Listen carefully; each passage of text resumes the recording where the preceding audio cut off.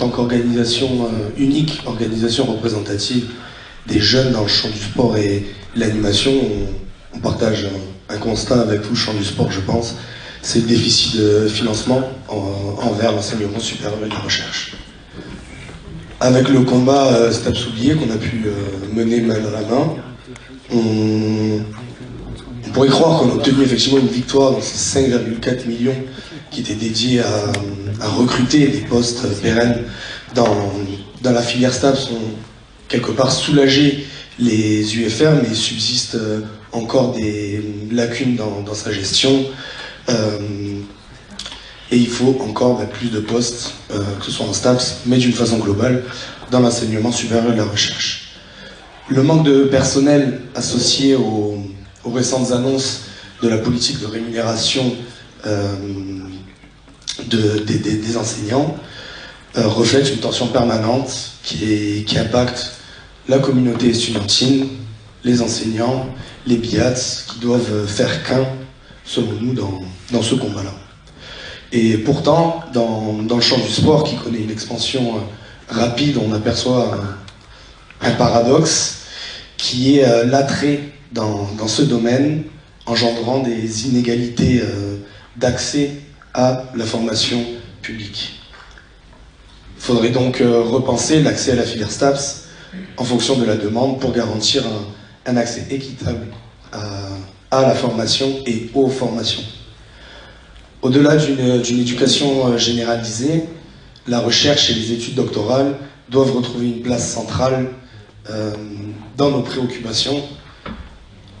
Les doctorants et les doctorantes sont des étudiants et des étudiantes, et ce sont aussi des enseignants potentiels pour nos UFR, offrant ainsi une solution apportée à la pénurie d'encadrement. Ces retards et ces déficits ont forcément favorisé ou créé l'émergence des formations privées dans ce domaine, et ces institutions privées-là, effectivement, par des techniques de communication et de marketing, connaissent une grande attractivité et suscitent l'intérêt des étudiants et étudiantes qui ont fait des licences STAPS, qui sont actuellement en STAPS, et concurrencent très clairement les formations publiques.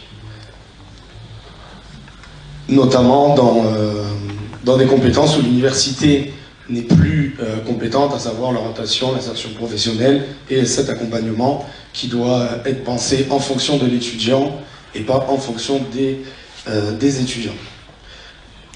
Alors, s'opposer non, car jamais on pointera du doigt quelconque étudiant, enseignant qui prend part à ce mouvement-là. En revanche, on continuera de pointer du doigt le fondement de tous nos problèmes et de tous nos rassemblements à cette cause-là, qui est à savoir un meilleur financement de l'enseignement supérieur et de la recherche.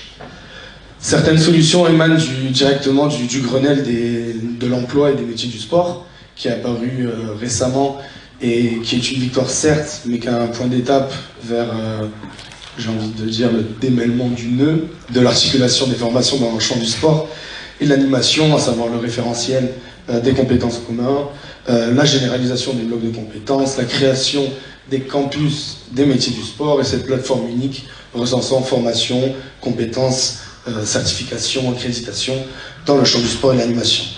D'un point de vue intergénérationnel, le développement citoyen, culturel, sportif doit prendre pour base l'éducation physique et sportive, qui est mise à mal par des dispositifs complémentaires, et notre position restera ferme. Ces dispositifs doivent désormais être en complémentarité de l'EPS, mais jamais la remplacer.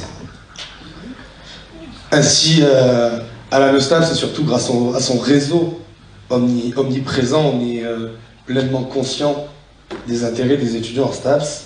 Et encore une fois, je le souligne, c'est la lutte contre le sous-financement qui primera.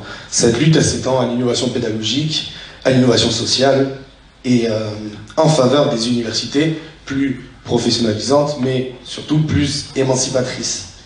Cette lutte, c'est donc celle qui regroupe tous nos objectifs dans l'intégralité de nos plaidoyers Et les positions du Grenelle et les grands événements en cours et à venir offrent des opportunités, une fenêtre médiatique que l'on ne peut pas se permettre de rater. Ce matin, vous avez parlé d'utopie, et j'aimerais tout simplement vous faire part de notre idéal plutôt.